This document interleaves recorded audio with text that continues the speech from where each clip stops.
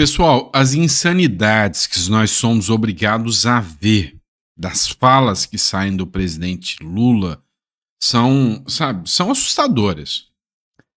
Agora, no dia que ele foi anunciar a Magda Chateaubriand, que é a nova presidente da Petrobras, caso que por si só já é uma repercussão negativa, o Lula, sem nem ficar vermelho, sem nem perder a vergonha, né?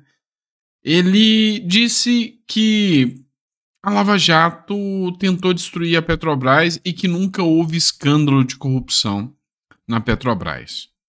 Nunca aconteceu. Sabe, é tão assustador que, se assistindo o vídeo, você vê até ele falando que ele se sente solidarizado com os administradores das petroleiras naquela época, quando via as pessoas hostilizando eles por causa da corrupção. Mas o que eles queriam, na verdade, era só entregar a Petrobras para os Estados Unidos, mauzão. Cara, dá vergonha. Matéria do UOL. E olha que o UOL é passadora de pano. Lula ignora rombo e diz que Lava Jato tentou destruir a Petrobras. Até a UOL fez críticas ao Lula. Lula participou na posse da nova presidente da petrolífera, a Magda Chateaubriand. Desde que iniciou seu terceiro mandato, o presidente tem procurado reabilitar as empresas que participaram do escândalo. A Petrobras foi a maior delas. Então, isso é fato. Sem fazer referência aos desvios comprovados, Lula disse que a Lava Jato não queria combater a corrupção, mas sim destruir a imagem da empresa. Queriam entregar esse extraordinário patrimônio nas mãos de petrolíferas estrangeiras. Quando não conseguiram, passaram a vender fatias da Petrobras, disse no mesmo discurso. Não, até a UOL criticou. Na fala, Lula ignorou os prejuízos auferidos por órgãos de fiscalização. Em 2020, o Tribunal de Contas da União estimou que o cartel de empresas, 24 empresas ligadas entre si pela Lava Jato, gerou um rombo de 18 bilhões, 23 bilhões corrigidos pela infração. Nós estamos falando do presidente da República dizendo uma fake news de que não existiu os 23,8 bilhões roubados dentro da Petrobras, que foi comprovado pela Lava Jato. Isso é o verdadeiro discurso de ódio, né? Porque vem cá, deixa eu perguntar uma coisa para vocês. Você tem noção quantas pessoas morreram por falta de um leito de hospital que poderia ter sido comprado com esses 23,8 bilhões? Quantas pessoas morreram em acidentes de automóvel porque esse dinheiro não foi aplicado nas estradas? Estradas esburacadas que tiram vidas. Quantas pessoas não tiveram sua vida tirada por causa de um celular onde um vagabundo vem tentar roubar a pessoa e o governo não aplica em segurança pública, até passa pano na cabeça desses sujeitos? Quantos poderiam ter sido evitados se esses 23 bilhões fossem aplicados na área da segurança? O quanto melhor poderia estar a educação brasileira, que hoje é sucateada, hoje é uma vergonha, se, e somente se, 23 bilhões roubados da Petrobras estivessem na mão, aplicados na educação. E não para militar crianças, né? Para colocá-las no rumo certo. O Brasil seria uma potência. Então, já me enoja saber que o cidadão brasileiro ignorou isso aqui. Porque se o Lula está falando que nunca existiu, é porque o cidadão brasileiro ignorou a ponto de acreditar que não existiu mesmo. E agora não pode se sentir revoltado pelo fato de realmente tá aí, né, o presidente falando que isso nunca aconteceu. É uma vergonha. Vamos lá. Crítica. O Bolsonaro e o Lula resolveram trocar farpas, né, entre si nas redes sociais. Certo? Bolsonaro publicou uma matéria, provavelmente do Gazeta Brasil, que diz o seguinte: Lula defende a criação de Estatuto de Bom Comportamento do Homem. Uma matéria em que diz que o Lula fica revoltado com que a mulher chega em casa, às vezes ela é agredida pelo marido porque fez alguma coisa, ou até porque não fez nada, e precisa ter um estatuto para ensinar o homem como agir. O Bolsonaro escreveu o seguinte: faça o que eu mando. Caso contrário, você é mau, propagador de ódio e de fake news. Chaves está muito orgulhoso em sua catacumba, né? E aí, o Bolsonaro faz críticas aqui, que é só mais um plano, só mais uma ação do governo petista em ditar as regras de quem você pode ser ou deixar de ser, né? É a crítica do Bolsonaro aqui. A grande verdade que a gente tem que citar aqui é que a esquerda ela consegue deteriorar, né, deturpar até os assuntos mais importantes, porque o Lula não está errado. Se você for observar o contexto, o Lula não está errado. O homem tem que se comportar, e é um escárnio, um absurdo, um homem querer bater numa mulher.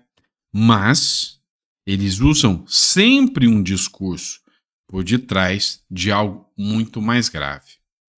O discurso das fake news para te censurar, para te calar.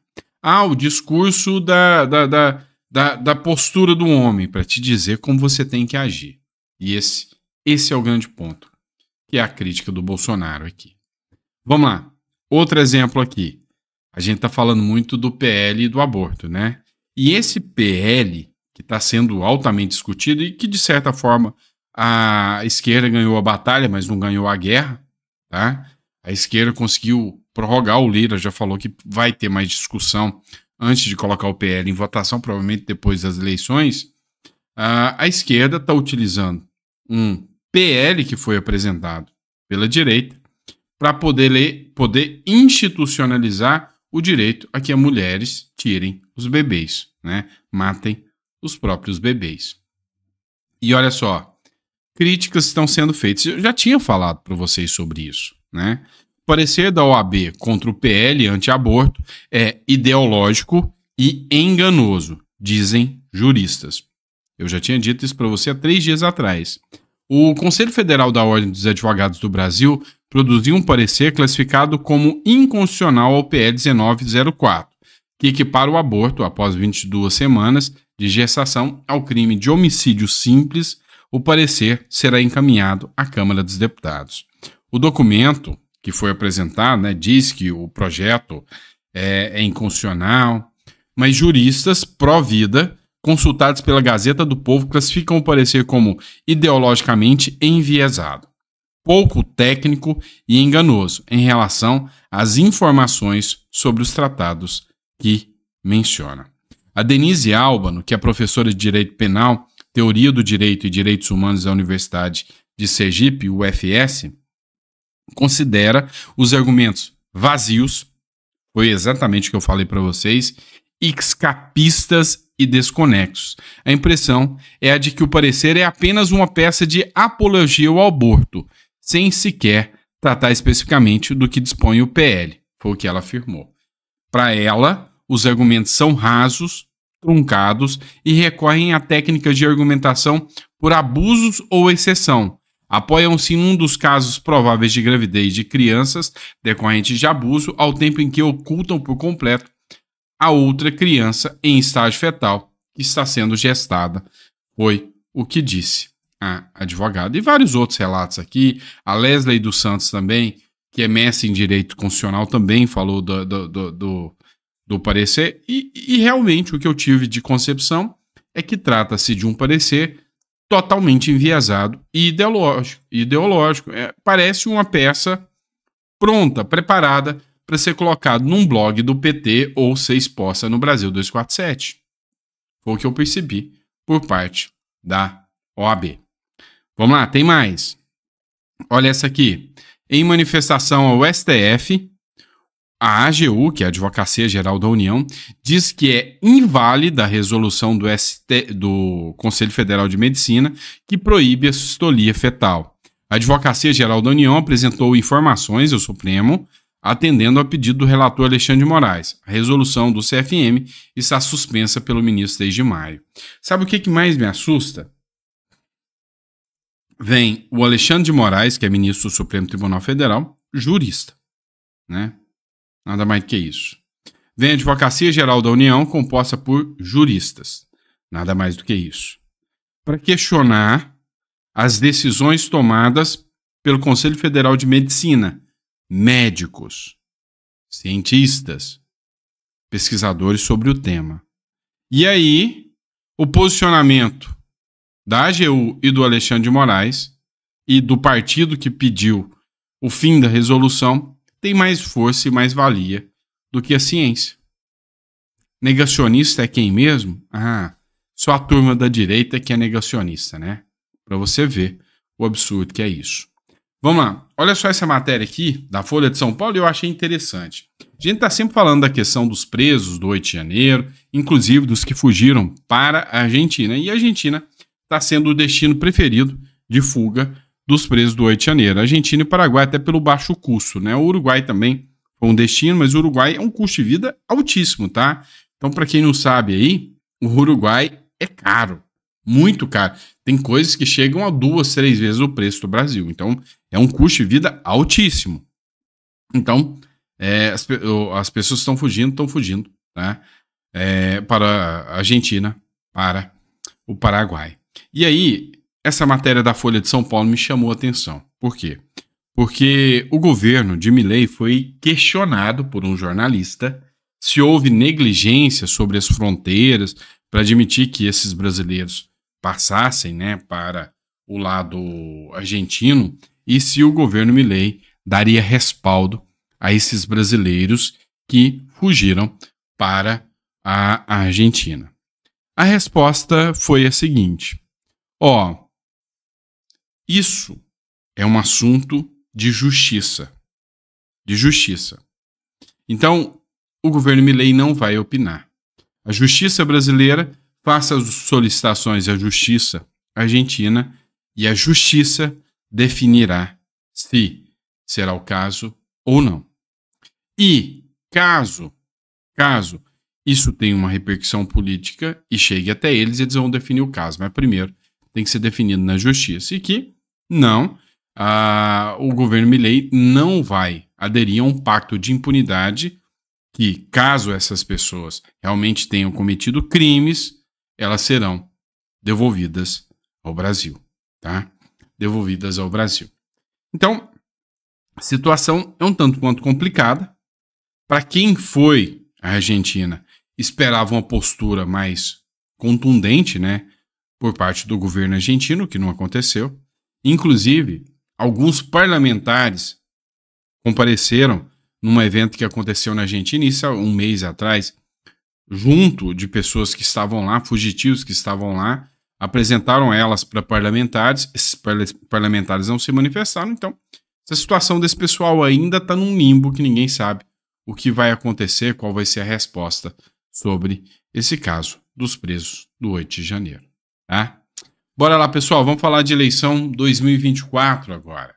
Ricardo Nunes tem 21% e Boulos 20%, ou seja, tecnicamente empatados. Só que tem um dado aqui bem relevante. O candidato do PSOL, que é o Guilherme Boulos, apoiado do Lula, né? Ele tem mais que o dobro da rejeição que o atual prefeito de São Paulo tem. Segundo Luiz Bassi, os números da corrida eleitoral na capital paulista, divulgados pelo Instituto GEP nessa quarta-feira, os dois primeiros colocados têm 33%, Boulos e 15% de rejeição, ou seja, Boulos tem 33% de rejeição e Nunes 15% de rejeição. E o que a gente vem sentindo, né, nas últimas eleições é que a rejeição vem motivando mais o voto do que própria aceitação. Sabe qual que é o sentimento que eu tenho? Sabe qual que é a sensação que eu tenho? Que o brasileiro chegou num nível de que, tipo assim, ele já não aguenta mais falar de político. E aí, ele já não está preocupando que seja bom. Ele só quer se livrar do que é muito ruim. E sabe, eu sinto que é isso que o Brasil hoje tem de entendimento. Então, por exemplo, Se você comparar entre Nunes e Boulos, vem cá, seja sincero, principalmente você que é meu seguidor. O Ricardo Nunes, você que é de São Paulo, então, e já conhece o trabalho dele, é o candidato dos seus sonhos? Na sua visão, o Ricardo Nunes deveria ser ainda o candidato apoiado pelo Bolsonaro? Seria o cara top pelo Bolsonaro? Não. Eu sei que a sua resposta é não. Mas, entre Boulos e Nunes, você vota pela rejeição ou pela apreciação a Nunes? Então, eu já vejo o Boulos como carta fora do baralho. Vai ser uma derrota acachapante que o governo Lula vai tomar, porque a eleição de São Paulo foi nacionalizada. É o terceiro turno do poder. Presta atenção, só para você entender. Do poder que tem de transferência de votos, né? Presta atenção só para você entender. O Bolsonaro vai apoiar o Nunes, um cara que nem é da base dele. O Lula vai apoiar o Boulos, um cara que já é da base, já é extrema esquerda, como o Lula. Para os candidatos de 2026, eles vão olhar, olha só, o Bolsonaro pegou o Nunes e deu a vitória para o Nunes. O Boulos foi varrido do mapa, o Lula não ajudou nada, só atrapalhou. Em 2026 eu quero ser candidato. Eu quero estar com o Bolsonaro e não com o Lula. Ah, mas por questões ideológicas? Não, porque eu quero ganhar. Então, acaba que, de certa forma, cria um alinhamento e um apoio maior ao próprio Bolsonaro. E é o que o Bolsonaro está apostando. Porque o Bolsonaro vai ganhar esse apoio, né? Então ele precisa eleger o candidato dele, que é o Ricardo Nunes, para ter esse apoio, até para cobrar um PL da anistia ou algo nesse sentido, tá? Tem um poder de barganha. Se o Bolsonaro, se o PL se sair bem, apesar das restrições que foram colocadas pelo ministro Alexandre de Moraes, se o Bolsonaro se sair bem nesse caso, cara, o Bolsonaro entra com toda a força para poder negociar o PL da anistia, seja para os presos de 8 de janeiro, seja para ele próprio. Porque se o Bolsonaro mostra que tem muito mais poder de transferência de votos, ele vai chegar até os deputados, que ainda estão lá, e falar, ó, você quer meu apoio em 2026? Olha o tanto de candidato a prefeito que eu elegi. Beleza.